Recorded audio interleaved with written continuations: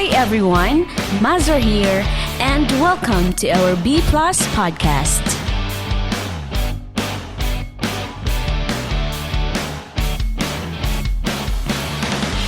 Be a blessing, be a blessing, be a blessing to everyone. Be a blessing, be a blessing, be a blessing to everyone. Be a blessing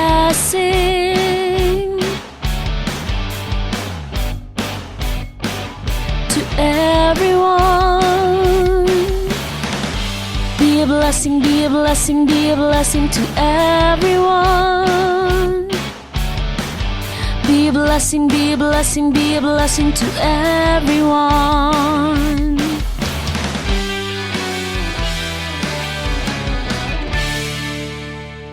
Are you a devotee of the Holy Rosary? Today, let's find out how it plays a significant role in the life of the Catholics.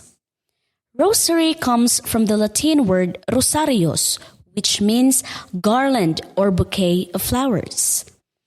Bead, the word beads is derived from the Old English term which means prayer. So the rosary is a bouquet of prayers offered to God.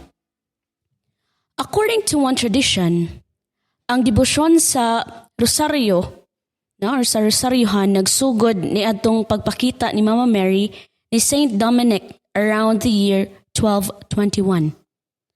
Wala makaikya si Saint Dominic, kay nakigbatok siya sa mga tao nga ni against ani nga devotion. Gitawag ni sila Albigensianism, ang movement na heretic during that time. Si Mama Mary nihatag ni Saint Dominic sa rosaryohan ug miingon nga ipatudlo sa katawhan ang debosyon ug ni-promise siya nga ang ilang apostolic efforts will be blessed with much success if he will do so. Saint Dominic founded the congregation the Dominicans, religious order nga nagplay og major role sa pag-promote sa rosary sa tibuok kalibutan. Kauban sa cross, sacred holy water fonts, ang small beads ang nag-complete sa rosary, one of the most familiar and recognized symbols of Catholicism. Mailhan ang ato ang identity through the holy rosary ng mga Katoliko. It was in the 13th century when the Blessed Virgin Mary instituted the Rosary and asked the Christians, particularly the Catholics, to pray the Hail Mary, Our Father, and Glory Be, instead of psalms, or psalters nga tag-as. So in parallel of this, gihimo siya nga repeated and easy to memorize sa mga laymen, mga ordinary nga mga people. So pinagi sa rosaryohan. Ang main function sa rosary beads is to count the prayers. So the collective beads or the group of beads is now called the rosary. The purpose of the rosary is to help keep in memory the certain principal events or mysteries in the history. So dili siya plain lang a prayer. Nag-reflect ni siya sa life ni Jesus ug ni Mary during their stay on earth. There are 20 mysteries reflected upon the rosary, and these are divided into 5 main mysteries, which corresponds to the 5 decades of the rosary. So the first one, natay 5 joyful mysteries. So ato ni siyang ampuon during Mondays and Saturdays. So this mystery is talking about the Christ's birth. Kaduha, natay 5 sorrowful mysteries. So, i-pray ni siya during Tuesdays and Fridays. So, nag-reflect ni siya sa suffering and death of Christ. Next is the glorious mysteries. So, it is prayed every Wednesdays and Sundays.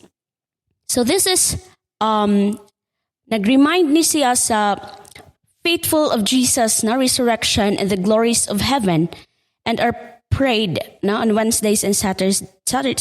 That's what I mentioned earlier. So, ang luminous mystery, later na ni siya nga na-institute. Okay, so it was instituted by Pope John Paul II in 2002. So, ang kani nga mystery or ang luminous mystery, nag-reflect ni siya sa public ministry ni Jesus. So, it is prayed every Thursday.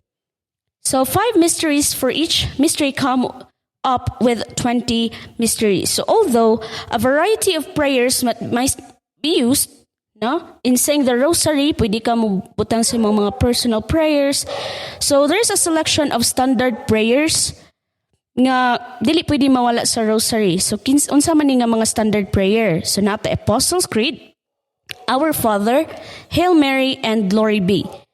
So one decade consists of usa ka Amahan Namo, 10 ka Hail Marys, and 1 Glory Be. Ang chain sa beads nag-establish na siya og framework or setting a pace for the prayer and repetition that provides the background for meditation. Sige tag-repeat sa prayer, sige punta og meditate. Si Saint Dominic nag-encourage the rosary as a remedy to heresy.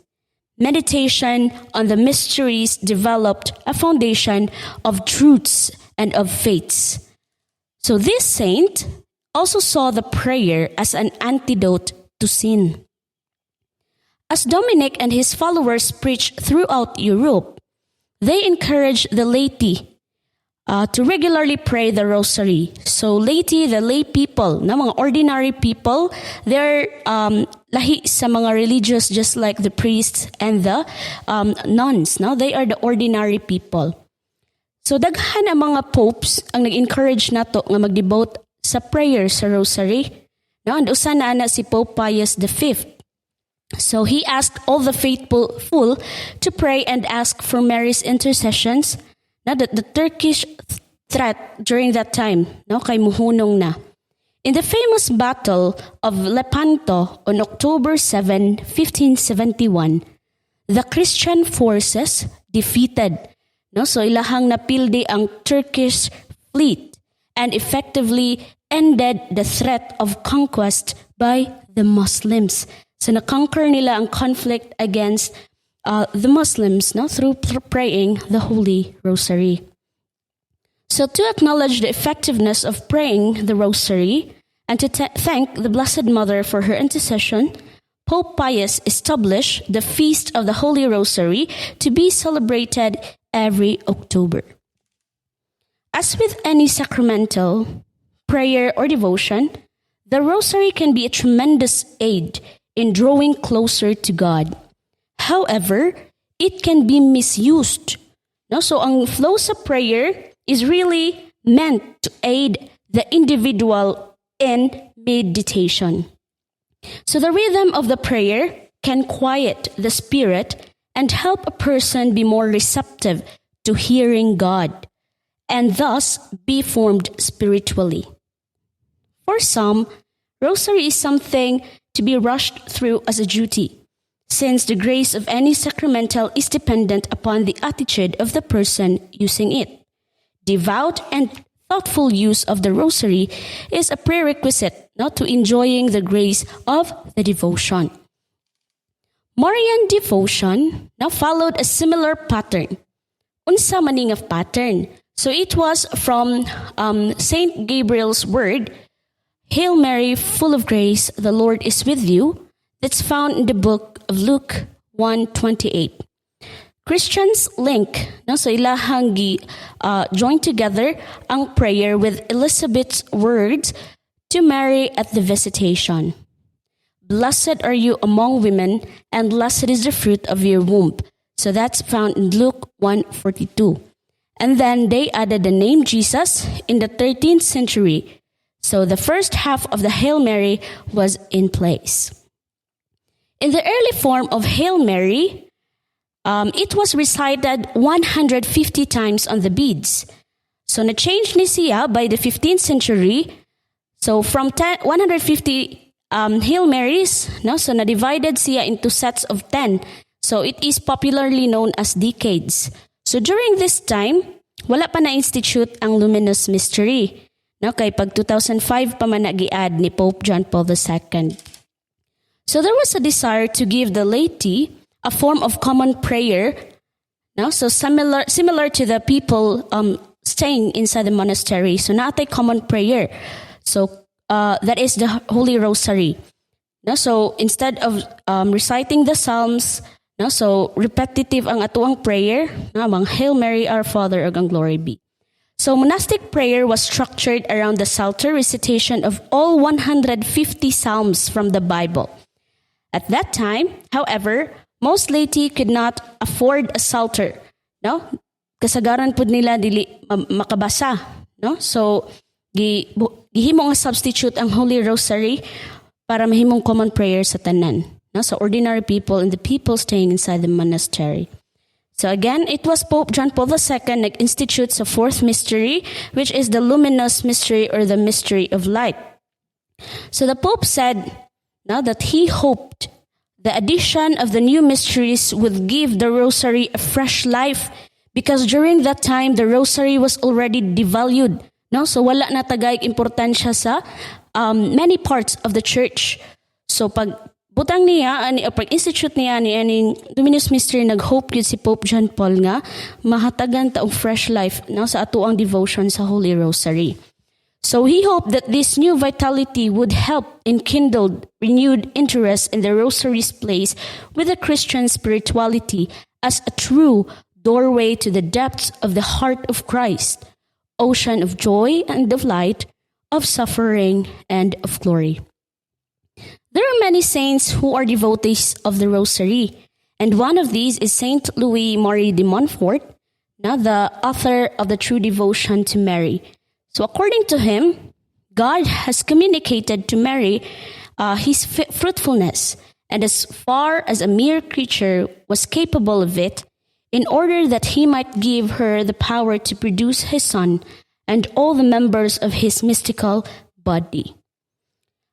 That the maternal duty of Mary toward men in no way diminishes this unique mediation of Christ, but rather shows its power. Now it flows forth from the superabundance of the merits of Christ. That's all for today, and I hope that you have learned something. At ang iyang atong sunod ng mga podcast series. Be a blessing!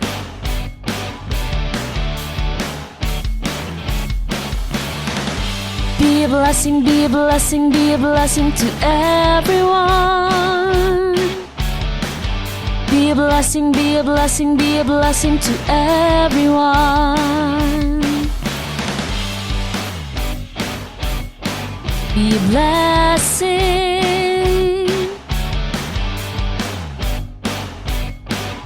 to everyone.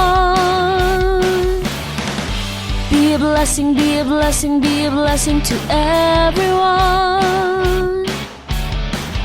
Be a blessing, be a blessing, be a blessing to everyone.